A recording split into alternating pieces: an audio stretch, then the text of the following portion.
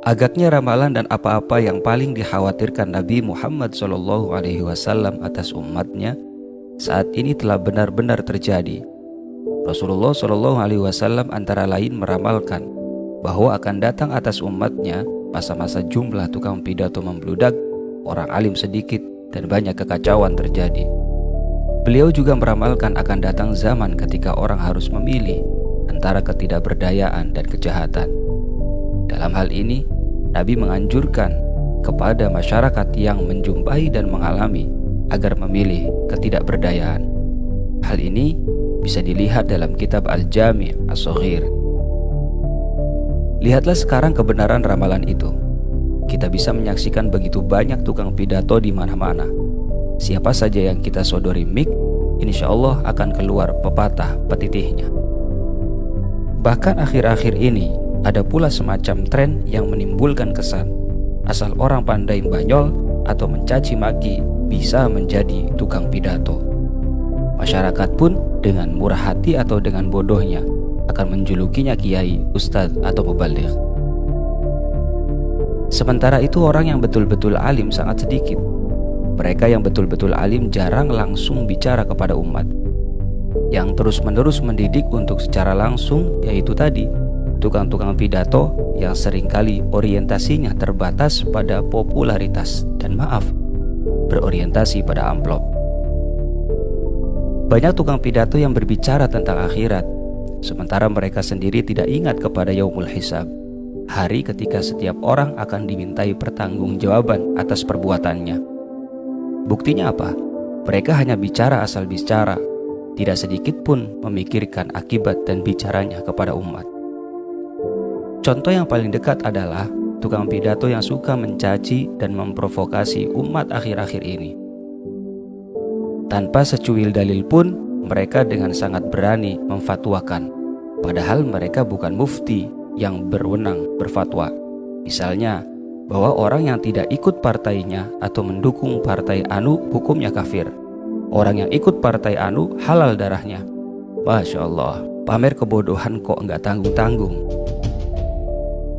Anehnya, sampai sekian jauh, belum ada tanda-tanda mereka sadar bahwa pidato-pidato mereka yang ngawur telah mengakibatkan atau paling tidak ikut mengakibatkan pergaulan hidup masyarakat yang damai menjadi kacau, persaudaraan menjadi permusuhan. Daerah-daerah yang sering mereka kunjungi terbukti telah menjadi neraka-neraka dunia. Mudah-mudahan Allah segera memberi petunjuk dan hidayah kepada mereka. Adapun kalau mereka memang sengaja dengan pidatonya itu untuk mengacaukan negeri ini, semoga Allah cepat menghentikan mereka. Agaknya tidak kebetulan jika ramalan Nabi Muhammad SAW tentang membludaknya tukang pidato dan sedikitnya orang alim dirangkaikan dengan banyaknya kekacauan. Tentang ramalan Nabi bahwa akan ada masa ketika orang akan terpaksa memilih antara ketidakberdayaan dan kejahatan, kita sendiri pasti sudah menyaksikan atau bahkan sudah merasakan sendiri saat ini. Sekarang, perhatikan tentang apa-apa yang paling dikhawatirkan Nabi atas umatnya. Yang paling dikhawatirkan Nabi atas umatnya antara lain pemimpin-pemimpin yang menyesatkan, orang munafik yang pandai bicara, menyekutukan Allah bukan dengan matahari, rembulan, atau berhala, tetapi amalan-amalan yang tidak karena Allah dan syahwat kepentingan yang tersamar. Semua yang paling dikhawatirkan Nabi itu pun ternyata sudah terjadi di masa ini. Kita menyaksikan banyak pemimpin yang menyesatkan masyarakat. Dalil-dalil Quran dan hadis tidak untuk mengajak kepada kebaikan, tetapi untuk kepentingan-kepentingan yang seringkali justru membawa kerusakan. Kita juga menyaksikan banyak orang munafik yang menyembunyikan kepentingan-kepentingannya dalam kemasan-kemasan mulia melalui kepandaian mereka berbicara.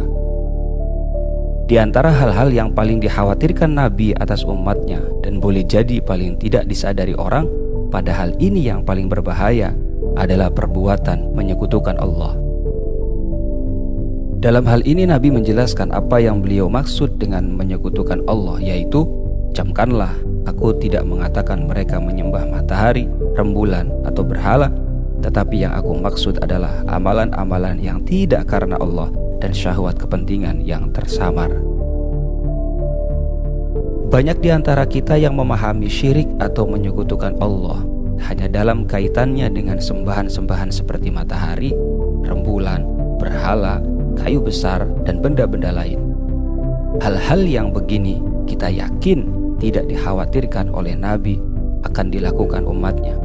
Yang paling dikhawatirkan justru seperti jelas diterangkan dalam hadis tadi, amalan-amalan umatnya yang tidak dilandasi karena Allah atau karena lillahi ta'ala, tetapi oleh nafsu dan kepentingan.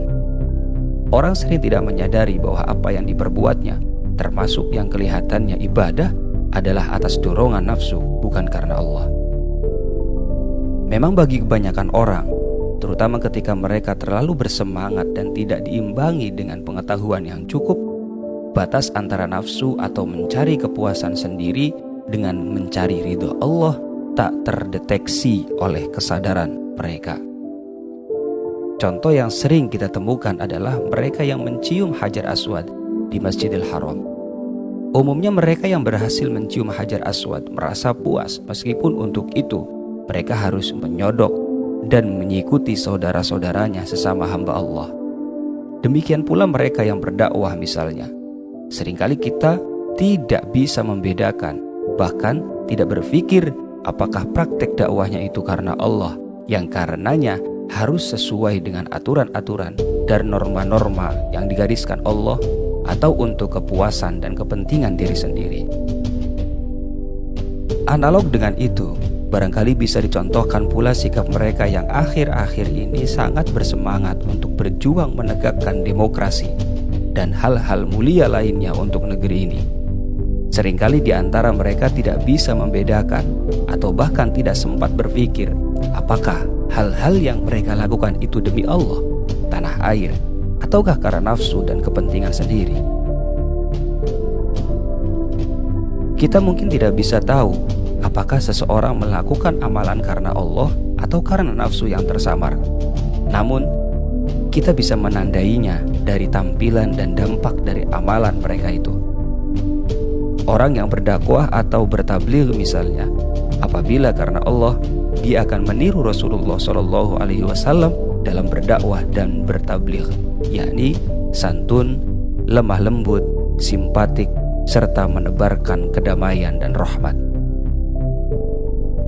Apabila ternyata dakwah atau tablighnya justru bertentangan dengan itu, yakni kasar, ngawur, penuh makian, serta menebarkan kebencian dan permusuhan, bisa dipastikan bahwa dakwah atau tablighnya tidak karena Allah, entah karena kepentingan, nafsu, atau bahkan atas dorongan setan. Wa ba'du, boleh jadi mereka yang memutlakkan kebenaran pendapatnya sendiri juga tidak menyadari bahwa sikap mereka itu bisa dikategorikan syirik halus, sebab yang mutlak benar hanyalah Allah. Ingat, yang mutlak benar hanyalah Allah. Wallahu a'lam.